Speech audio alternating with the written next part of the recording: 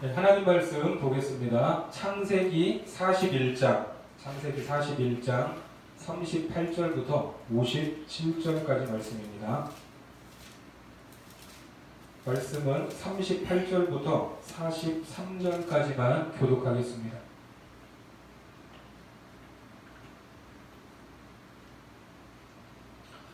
바로가 그의 신하들에게 이르되 이와 같이 하나님의 영에 감동된 사람을 우리가 어찌 찾을 수 있으리요 하고 요셉에게 이르되 하나님이 이 모든 것을 내게 보이셨으니 너와 같이 명철하고 지혜 있는 자가 없도다. 너는 내 집을 다스리라. 내 백성이 다 내 명령에 복종하리니 내가 너보다 높은 것은 내 왕자뿐이니라. 바로가 또 요셉에게 이르되 내가 너를 애굽 온 땅의 총리가 되게 하노라 하고 자기의 인장 반지를 빼어 요셉의 손에 끼우고 그에게 세마포 옷을 입히고 금 사슬을 목에 걸고 자기에게 있는 버금 술에게 그를 태우매 우리가 그의 앞에서 소리 지르기를 엎드리라 하더라. 바로가 그에게 애굽 전국을 총리로 다스리게 하였더라. 아멘. 자기의 의지와 상관없이 먼 이국 땅 애굽으로 팔려온 요셉은 감옥에서 만난 고위직 관료였던 이 술 맡은 관원장의 꿈을 해석해주고 금방이라도 석방될 것만 같았습니다. 하지만 요셉의 바람과 반대로 술 맡은 관원장은 요셉을 어떻게 하죠? 잊게 됩니다. 그러나 하나님께서는 한순간도 요셉을 잊지 않으셨고 정확한 하나님의 때에 이제는 애굽의 최고 권력자 바로에게 꿈을 꾸게 하심으로 술 맡은 관원장으로 하여금 더 이상 요셉을 기억하지 않을 수 없도록 만드셨습니다. 결국 술 맡은 관원장은 바로에게 요셉을 잊었던 죄, 그리고 바로에게 요셉을 추천하지 못했던 그 불충을 고백하게 됩니다. 창세기 41장 9절 말씀 같이 읽겠습니다. 시작. 술 맡은 관원장이 바로에게 말하여 이르되 내가 오늘 내 죄를 기억하나이다. 그렇습니다. 그렇게 자기 죄를 고백하고 감옥에서 요셉이 꿈을 해석해준 이야기를 하게 됩니다. 그때에 애굽 온 땅에 바로의 꿈을 해석할 사람이 하나도 없었죠.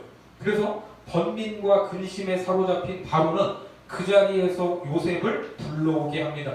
바로 앞에 서게 된 히브리 출신의 노예요 죄수인 요셉은 전혀 주눅들지 않고 참으로 놀라운 고백을 하는데요. 창세기 41장 16절 말씀 같이 읽겠습니다. 시작. 요셉이 바로에게 대답하여 이르되 내가 아니라 하나님께서 바로에게 편안한 대답을 하시리라. 당시 신적인 존재로 추앙받는 바로에게 다른 신 여호와 하나님을 이야기하면서 그분이 편안한 대답, 이 샬롬, 이 평안을 주실 것이라고 말했습니다. 자, 이 말도 참으로 놀랍지만 우리를 더 놀라게 한 것은 지금 꿈의 내용을 아직 듣지도 않았는데 그 내용도 모르는데 먼저 샬롬을 선언했다는 것입니다. 하지만 바로가 꾼 꿈의 내용이 샬롬일 수 있었습니까? 정확하게 해석되지 않아서 그렇지 꿈을 꾼 당사자도 근심을 했고 그 꿈을 들었던 많은 사람들도 불길하다고 여길 만한 그런 꿈이었습니다. 그러면 요셉은 꿈의 내용도 모르고 어떻게 이렇게 자신 있게 말을 할 수 있을까? 하나님께서 편안한 대답을 하실 것이라는 이 말은 뭐 좋은 일이 있을 것입니다. 걱정하지 마십시오라는 덕담이 아니라 꿈을 통해서 보여주시는 하나님의 계획과 뜻은 반드시 어떻게 돼요? 이루어진다는 하나님의 절대 주권을 고백하는 말입니다. 또 애굽의 운명도 신으로 추앙받는 바로의 손에 좌우되는 것이 아니라 주권자이신 하나님께 달려있음을 선언하는 것입니다. 애굽 땅에 노예로 팔려왔다가 감옥에서 죄수로 살아온 자기의 삶이 증명하는 말이에요. 잘삼과 못삼, 편안함과 고난, 보디발의 집이든 감옥이든 요셉에게 이제 그것이 중요해요? 중요하지 않아요? 중요하지 않다는 것입니다. 갇혀있는 것이 하나님의 뜻이라면 이제는 기꺼이 감옥도 감내하겠다는 것입니다.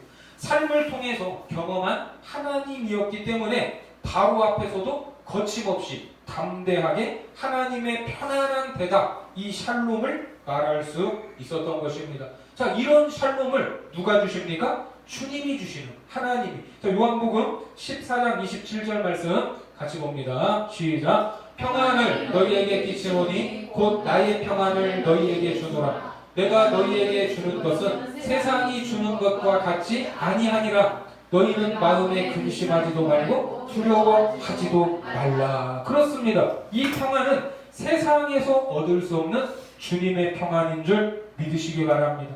지금 이 요한복음의 이 말씀을 할 상황에도 제자들이 근심하지 않고 두려워하지 않을 수 없었어요.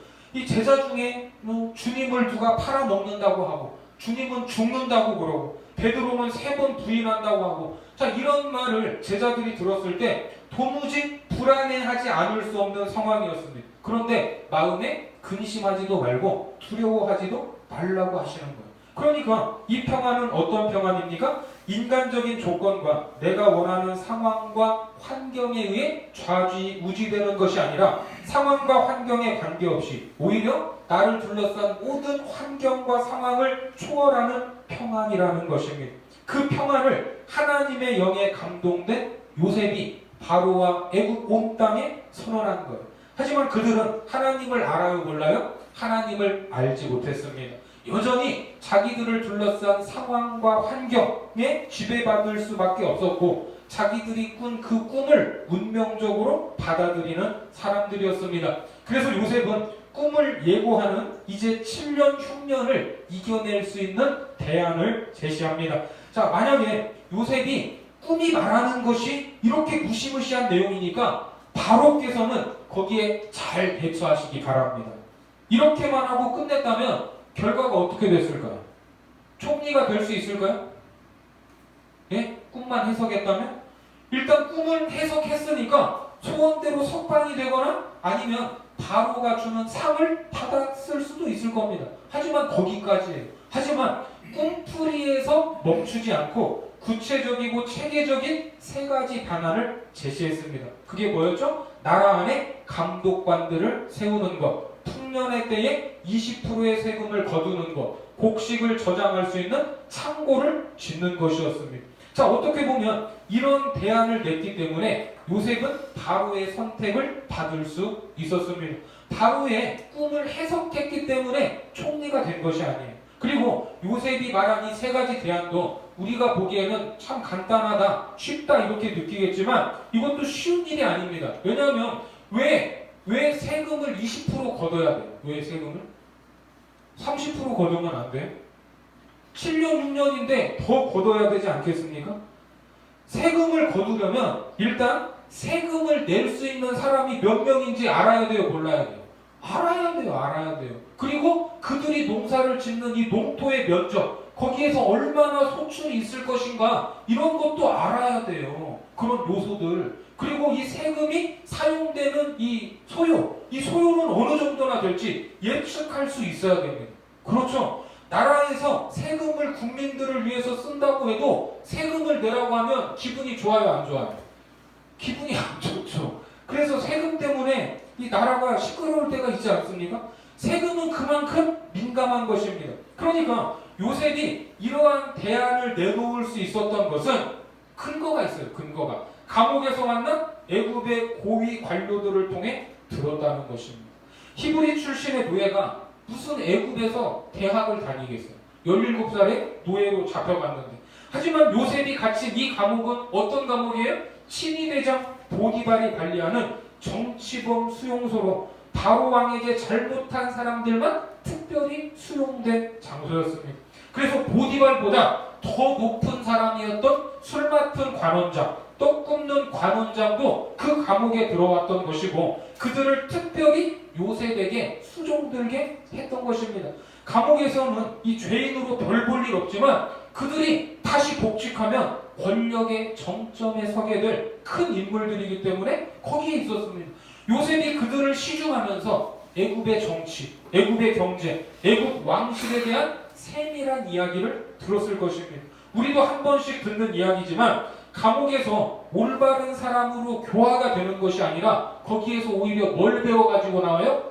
더 나쁜 것, 더 나쁜 이 범죄 이런 것들을 배워가지고 나오기도 합니다. 그렇죠? 그래서 감옥 갔다 온 사람들이 우스갯소리로 어디에 갔다 왔다고 하죠?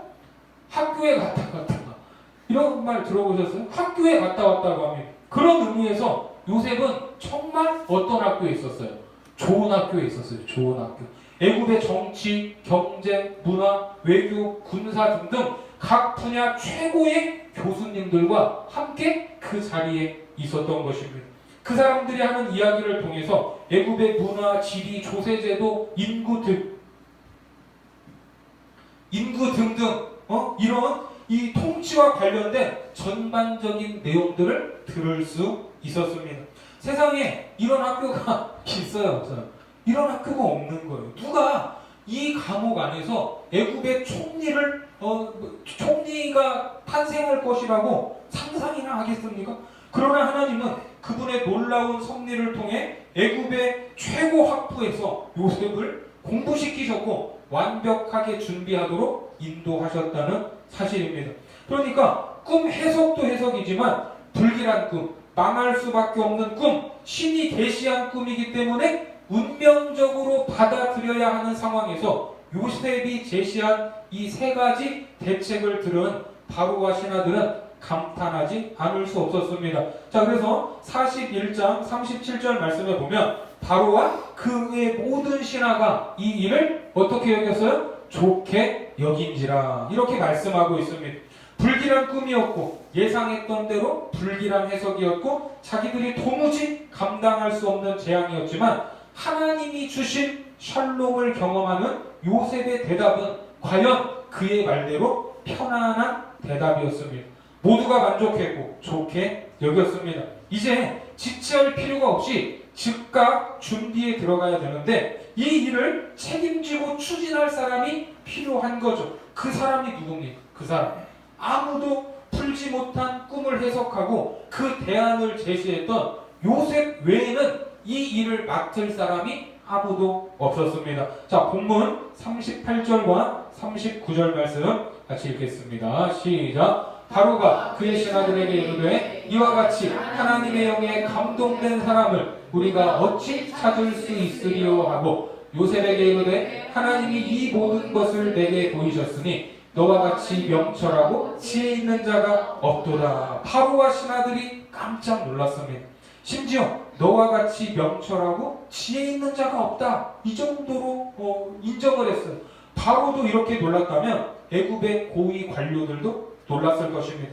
그들은 요셉을 하나님의 영에 감동된 사람으로 인정하고 있습니다.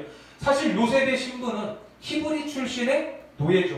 그들이 보기에 좀 센 것 같은 신, 여호와라는 신의 어떤 우리식으로 말하면 이 신내림을 받아서 꿈 해석을 잘했다고 해도 꿈을 해석하는 것과 국가를 경영하는 것은 이게 같은 문제예요, 다른 문제예요? 이거는 별개의 문제예요. 그렇죠? 조언을 듣고 참고해서 결정할 수는 있지만 그 사람에게 전권을 주는 것은 분명히 다른 문제입니다. 그런데 하나님은 바로와 그 신하들로 하여금 요셉이 단순한 조언자가 아니라 그 문제를 해결할 수 있는 지혜와 명철이 뛰어난 사람으로 보게 하신 것입니다. 사실 우리가 살아가는 이 세상도 그렇지만 해법도 중요해요. 해법도 중요하지만 더 중요한 건 뭡니까? 그것을 관리하고 운용하는 사람들입니다. 좋은 법과 제도가 없어서 문제가 아니라 그 법과 제도를 악용하고 개인의 이익을 위해서 사용하기 때문에 좋은 법이 있어도 소용이 없고 해법이 있어도 이게 유명무실할 때가 많이 있습니다. 우리나라 역사에서 거의 모든 사람이 인정하는 인물 이순신 장군, 임진왜란이라는 초유의 국가적인 위기에서 나라를 구하지 않았습니까? 23전 23승 세계해전에서 그 유례를 찾아볼 수 없는 전무후무한 업적을 가지고 계시는데 이순신 장군의 해전은 하나하나가 다 중요하지만 누가 뭐라고 해도 그 정점이 어느 해전입니까? 영화로도 나왔죠. 명량해전이에요. 명량해전. 모두가 안 된다고 하는 전투에서 왕에게 서찰을 보냈어요. 서찰이라고 해요. 왕에게 보내는 거는 서찰이라고 하나? 왕에게 아직 신에게는 12척의 배가 남아있사옵니다. 12척의 전선으로 130척 이상의 적선을 이겼습니다. 그런데 왜 조선 수군이 12척의 배만 남았죠? 왜 그렇게 됐어요? 앞서서 원균이라는 사람이 7천량 해전에서 대패해가지고 배가 그렇게밖에 안 남았습니다. 그러니까 더 좋은 조건과 더 많은 것으로도 패하는 사람이 있는가 하면 최악의 조건과 더 불가능한 상황에서도 승리하는 사람이 있어요, 없어요? 있다는 거예요. 그런 사람이었습니다, 요셉이. 그러니까 제도도 좋아야 되고 행복도 좋아야 하지만 문제는 언제나 뭐가 문제예요? 사람이 문제예요. 사람이 문제였습니다. 누가 이 일을 책임지고 이끌어 갈 것인가? 이것이 중요했습니다. 그래서 7년의 풍년이지만 그 7년의 풍년으로 1년의 흉년을도 못 견디게 하는 사람이 있을 수 있고 1년의 풍년만으로도 7년의 흉년을 능히 견디게 할 사람도 있습니다. 그런 사람으로 누가 세워질까가 중요했는데 요셉이 그 해법을 제시할 때 처음 강조한 것도 뭐예요? 창세기 41장 33절 말씀 같이 보겠습니다. 시작. 이제 바로께서는 명철하고 지혜 있는 사람을 택하여 애굽 땅을 다스리게 하시고, 자, 이것이 아주 중요했다는 것입니다. 그런데 하나님은 요셉의 그 제안을 요셉을 통해서 이루기를 원하셨고 애굽의 바로는 사람을 알아봤습니다. 자, 다시 본문으로 가셔서 40절과 41절 말씀 같이 읽겠습니다. 시작. 너는 내 집을 다스리라. 내 백성이 다 내 명령에 복종하리니 내가 너보다 높은 것은 내 왕자뿐이니라. 바로가 또 요셉에게 이르되 내가 너를 애굽 온 땅의 총리가 되게 하노라 하고. 자, 사실 이 어느 날 갑자기 튀어나온 이 갑툭튀, 이 외국인 노예를 애굽의 2인자로 세울 때 총리로 누가 인정을 하기가 쉽겠습니까? 예? 총리로 인정하기가 쉽겠어요? 그런데 요셉은 누가 봐도 너무나 확실했습니다. 마치 이런 위기를 위해서 준비된 사람처럼 보였을 거예요. 그렇기 때문에 애굽의 관료들이 질투하거나 시기하기도 어려웠을 겁니다. 앞서 2년 전만 해도 이 왕실의 정치적인 바람으로 술 맡은 관원장과 떡 굽는 관원장이 옥에 갇혔었잖아요. 자, 그렇게 피바람이 몰아치는 이 왕실에 요셉은 총리가 된 것입니다. 절대 권력의 바로가 추켜 세우니까 인정하니까 아무도 이 일을 제기할 수 없었습니다. 자, 더 놀라운 사실은 이 애굽의 역사에서 유일하게 이 외부에서 들어왔던 이 왕조, 전에도 한번 말씀드렸죠. 이 힉소스 왕조인데 뭐 정확한 연대에 대해서는 학자들마다 뭐 의견이 조금씩 다르지만 이 힉소스 왕조가 있을 때가 바로 이 요셉의 이 시대와 겹쳤던 것으로 보고 있습니다. 자, 그런데 이 힉소스 왕조는 히브리 사람들과 같은 셈족 출신이었어요. 셈족 출신. 이 사람들이 이제 애굽을 정복했던 시기가 약 200여 년 동안 정복을 했는데 그때 당시에 뭐 자기네들도 외부에서 들어온 왕조여서 그랬는지 모르겠지만 출신을 따지지 않고 이방인들에게도 관료의 길을 열어놓을 정도로 상당히 개방적인 왕조였습니다. 자, 그런 의미에서 역사에 이 가정이라는 것은 없지만 힉소스 왕조가 정권을 잡았기 때문에 셈족 출신인 요셉에게 우호적이었고 고위 관료로 등용했다는 것입니다. 세상에서는 이런 일들을 만나면 뭐라고 말하죠? 참 관운이 좋다 이렇게 말하겠지만 우리는 어떻게 고백합니까? 하나님의 섭리라고 고백을 합니다. 왜요? 그것조차도 하나님의 주권적인 역사이기 때문입니다. 요셉 개인의 삶도 우리 개인의 삶도 인류의 역사도 누가 주관하십니까? 하나님이 섭리하시고 주관하신다는 것을 믿으시기 바랍니다. 그렇게 주관하셔서 이런 놀라운 일들을 만들어 가시는 것입니다. 자, 이렇게 이방인을 등용하는 개방적인 왕조에서 요셉은 7년 풍년으로 7년 흉년을 대비해야 하는 총리, 최소한 임기가 몇 년은 보장된 거예요. 14년은 보장된 이 책임 총리로서 일을 하기 시작합니다. 자, 본문으로 가셔서 42절, 43절 같이 봅니다. 시작. 자기의 인장 반지를 떼어 요셉의 손에 끼우고 그에게 세마포 옷을 입히고 금사슬을 목에 걸고 자기에게 있는 버금 수레에 그를 태우매 무리가 그의 앞에서 소리 지르기를 엎드리라 하더라. 바로가 그에게 애굽 전국을 총리로 다스리게 하였더라. 자, 어떻습니까? 요셉의 인생을 옷으로 표현하기도 하는데 철없던 10대에는 아버지가 지극히 사랑한 그 아버지의 그 편애 때문에 입혀준 채색옷이 형들의 손에 의해 찢겼습니다. 그리고 20대에는 주인 보디발의 총애를 받으면서 보디발이 입혀준 가정 총무의 옷이 여주인의 손에 벗겨지면서 억울한 죄수로 보내야 했던 세월이 있었습니다. 그런데 30대에 왕이 입혀주는 세마포 옷을 이제는 입게 된 거예요.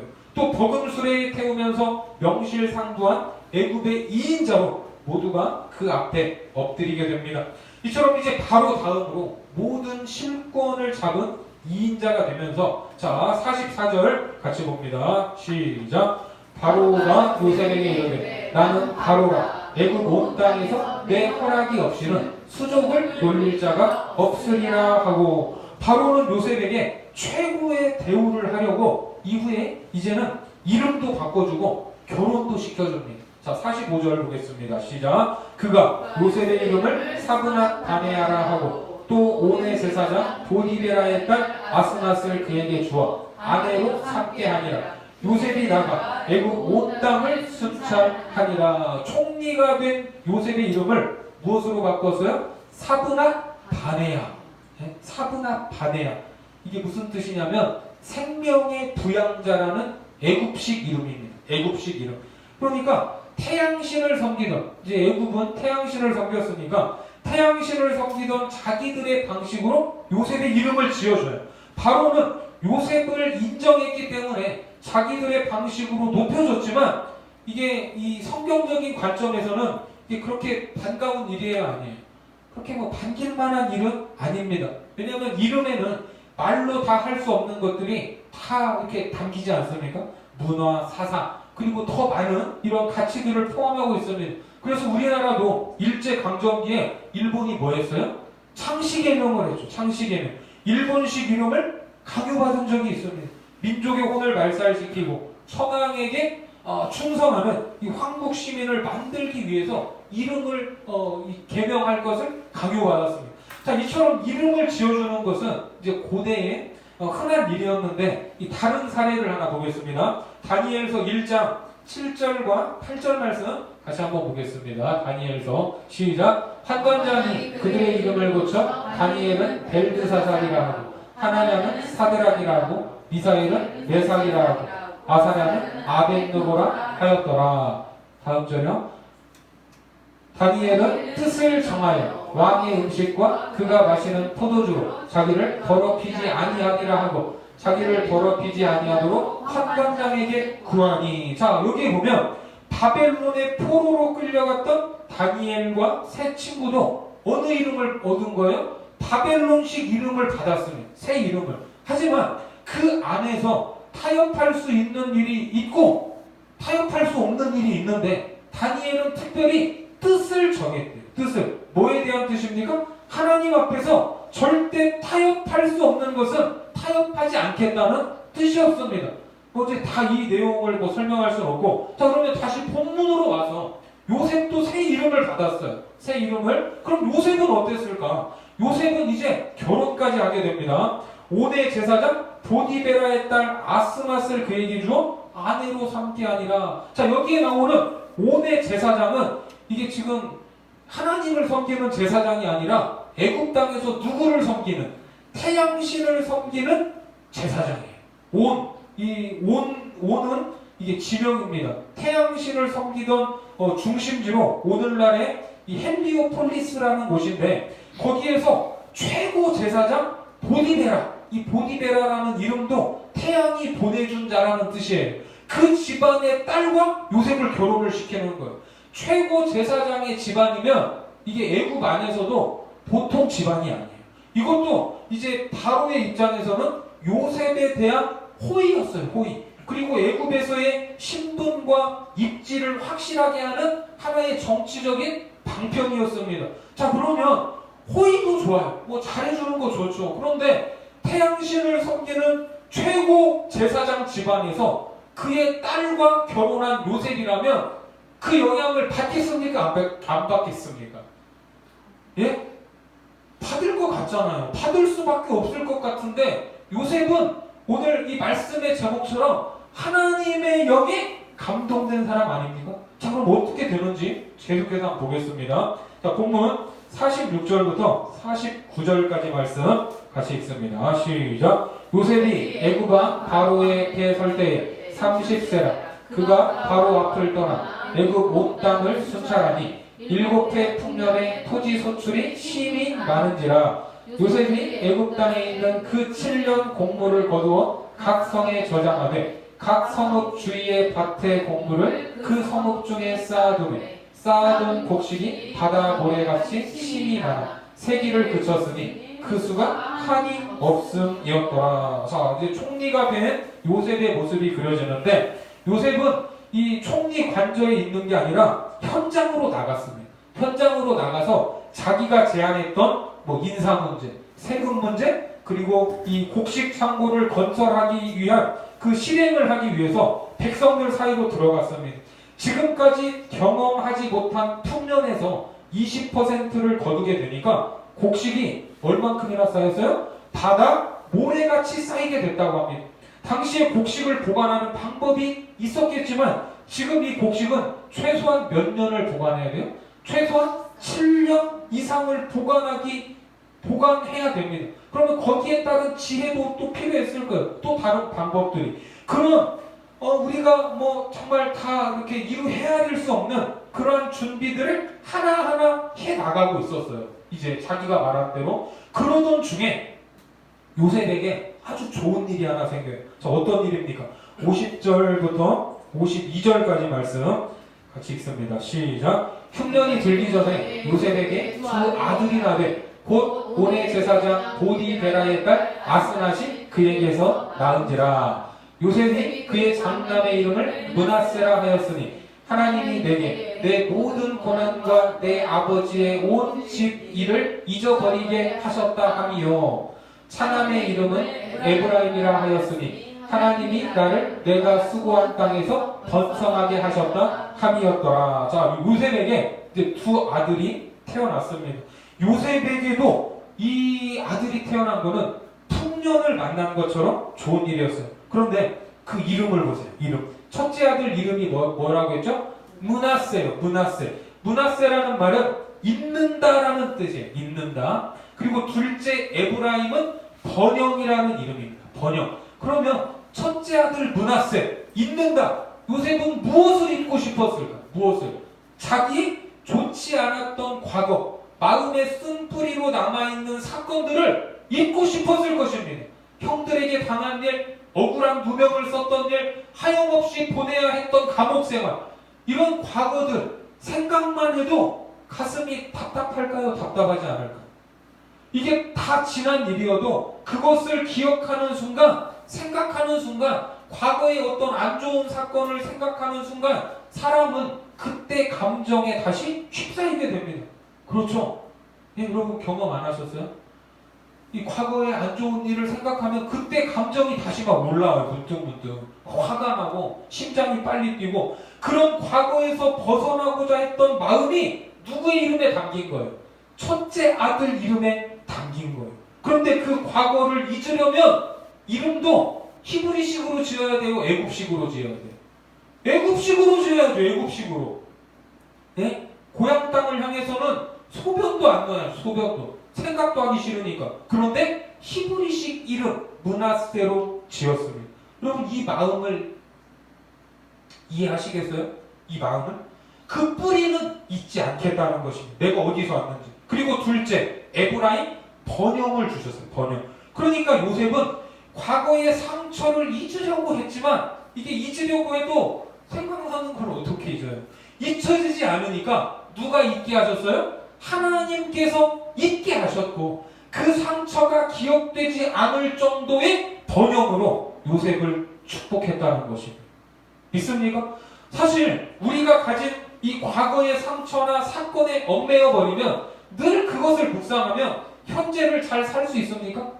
현재를 잘 살 수 없습니다. 하지만 우리에게 임하는 하나님의 은혜는 내 과거의 상처가 어떠할지라도 그것을 다 잊게 하는 능력이 있음을 믿으시기 바랍니다.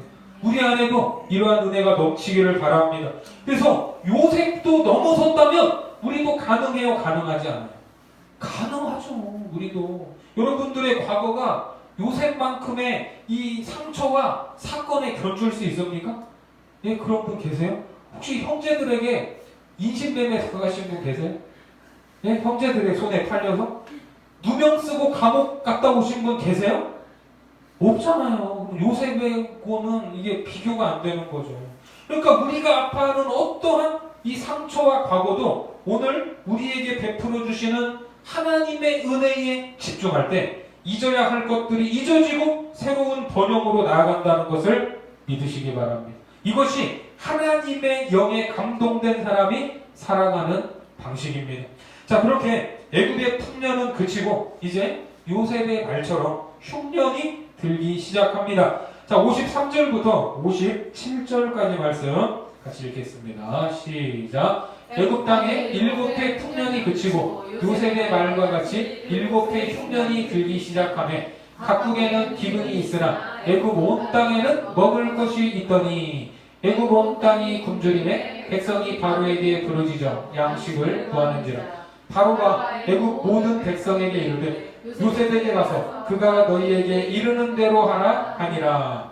온 지면에 기근이 있음에 요셉이 모든 창고를 열고 애굽 백성에게 팔세. 애굽 땅에 기근이 심하며 각국 백성도 양식을 사려고 애굽으로 들어와 요셉에게 이르렀으니 기근이 온 세상에 심함이었더라. 자, 이제 흉년이 왔습니다. 흉년이. 아마도 애굽 사람들은 7년의 풍년과 7년의 흉년을 알았을 것 같은데 이 흉년이 오자마자 죽겠다고 난리예요. 이 개인적으로 참 준비하지 않았다면 참으로 어리석은 모습인데 우리가 이걸 보면서도 영적으로도 마찬가지입니다. 우리가 좋을 때, 할 수 있을 때 말씀도 많이 보고 기도도 많이 하고 비축을 해야 언제를 대처할 수 있어요? 흉년. 어려울 때 대처할 수 있습니다. 그래서 잠언 6장 6절에 보면 게으른 자여 어디 가서 배워라? 개미에게 가서 그가 하는 것을 보고 지혜를 얻으라. 준비하지 않으면 게으른 사람입니다. 자, 이제 요셉을 통해서 극심한 흉년에 대해 철저히 준비했던 애굽으로 애굽 사람들 뿐만 아니라 어떤 사람들, 각 나라 사람들까지 몰려올 것입니다. 그들은 반드시 요셉을 봐야 했고 그 대열에는 이제 누가 끼어 있어요? 요셉의 형들도 서게 됩니다. 형들은 요셉의 꿈을 파괴하려고 그 생명을 던졌지만 반대로 요셉은 형들에게 생명을 주는 자가 됩니다. 요셉은 하나님의 영에 감동된 사람으로 젊은 날 많은 사연과 사건들을 통해 하나님 앞에 모든 것을 내려놓고 순종하는 삶을 살아왔습니다. 그렇게 하나하나 준비되었습니다. 그래서 당대 최강국인 애굽에서도 그를 둘러싼 환경이 이방신의 제사장 가문이었고 그 제사장의 아내였지만 하나님의 손에 사로잡혀 흔들렸어요? 흔들리지 않았어요? 흔들리지 않았고 두 아들의 이름을 통해서 다시금 하나님에 대한 믿음을 고백하고 있습니다. 그래서 우리는 요셉의 인생에서 하나님의 역사, 그분의 열심, 그분의 일하심을 볼 수 있습니다. 하나님의 영에 감동된 요셉은 이제 그의 가정과 공동체를 살릴 것입니다. 그리고 더 나아가서 하나님의 나라를 만드는 초석이 되고 모든 사람을 살리는 축복의 통로로 살아가게 됩니다. 그래서 요셉이 누구를 예표하는 인물이에요? 예수님을 예표하는 인물인 것입니다. 오늘 바로와 애굽 사람들이 인정한 것처럼 우리도 하나님의 영에 감동된 사람으로 하나님의 역사와 그분의 일하심이 저와 여러분들의 삶에 드러나고 많은 사람들에게 선한 영향력을 미치는 거룩한 백성들이 되시기를 주님의 이름으로 축복합니다. 기도하겠습니다.